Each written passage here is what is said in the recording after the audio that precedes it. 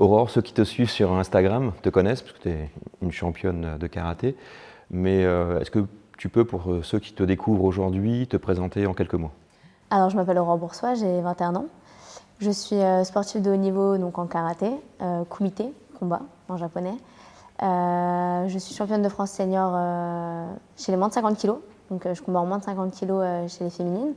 Dans le passé, j'ai pu avoir un titre européen chez les jeunes et 2 ou 3 autres médailles mondiales. Donc à l'heure actuelle, je construis ma carrière senior désormais.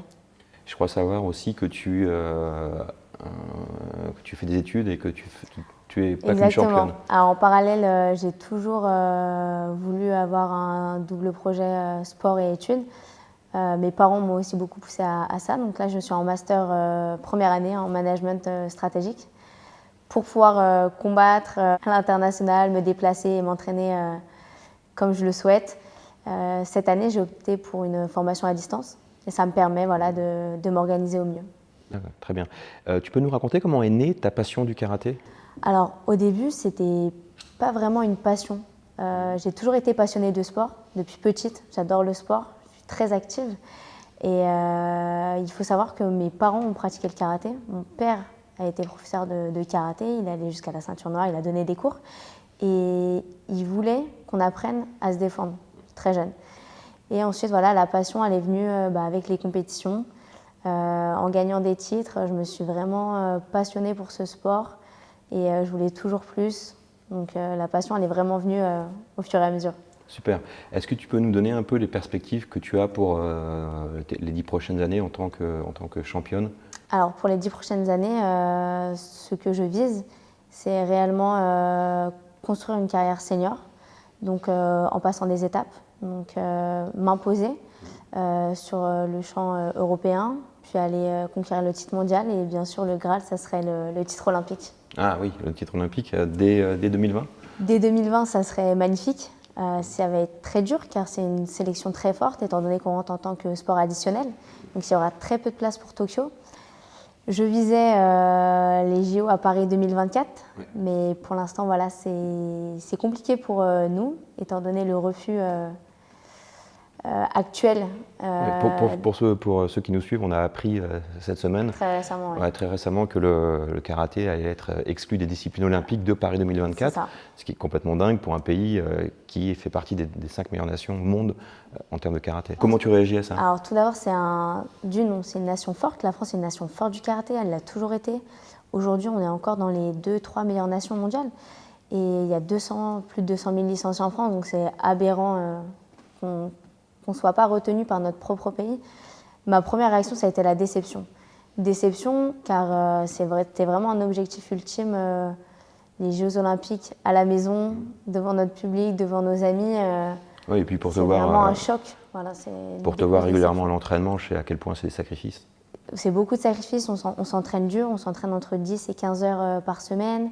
On a de la préparation physique, de la préparation mentale, bien sûr du karaté en spécifique.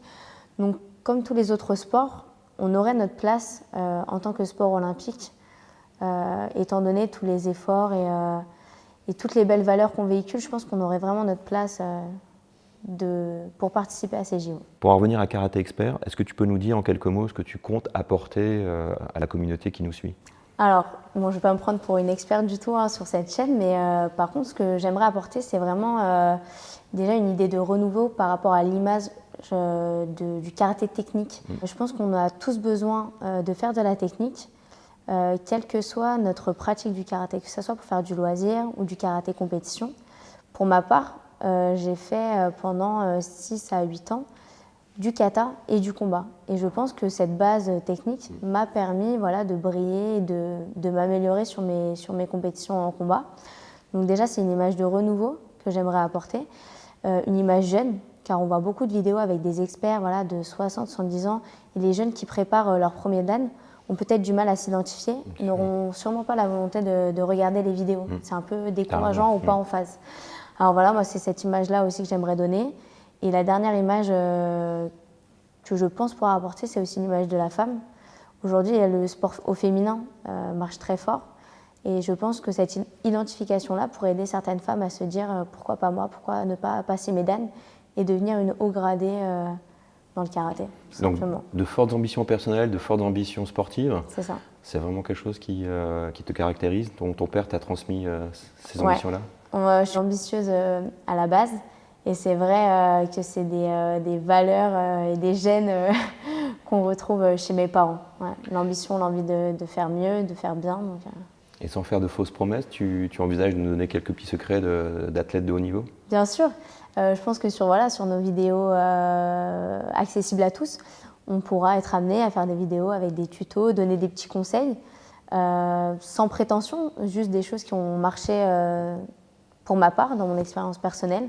Si je peux les partager et aider certains jeunes ou moins jeunes à passer des caps sur des compétitions plus ou moins importantes, aborder plus sereinement ou quelques conseils de préparation, ça sera avec plaisir. Ouais.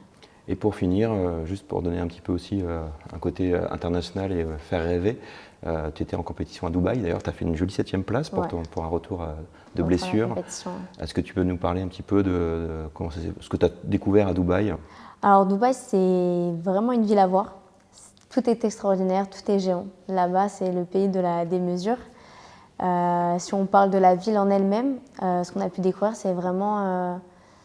Dubaï, c'est l'ambition, c'est la grandeur. Donc, c'est vraiment ce qui nous a marqué là-bas. D'accord. Et est-ce que tu pourrais, j'improvise cette question, mais est-ce que tu pourrais nous donner quelques infos sur ton coach, Souleymane, que tu appelles Soulé? Ouais. Quel lien tu as avec lui? Alors, j'ai une relation très particulière avec mon entraîneur Souleymane.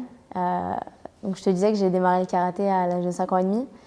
C'est avec lui que j'ai démarré. Depuis, je n'ai jamais quitté le club. On a vraiment une relation très forte, comme un deuxième père. Il me connaît très très bien. Et j'ai vraiment une volonté qu'on continue ensemble et qu'on arrive au Graal olympique, au championnat du monde, au titre de championne du monde si on n'est pas retenu au JO, mais ensemble, ça serait une belle histoire. C'est tout le bonheur que je te souhaite et que je vous souhaite. Et j'espère être là pour le voir. J'espère aussi. Bon. Merci Aurore. Merci à toi, Denis. À bientôt. Merci.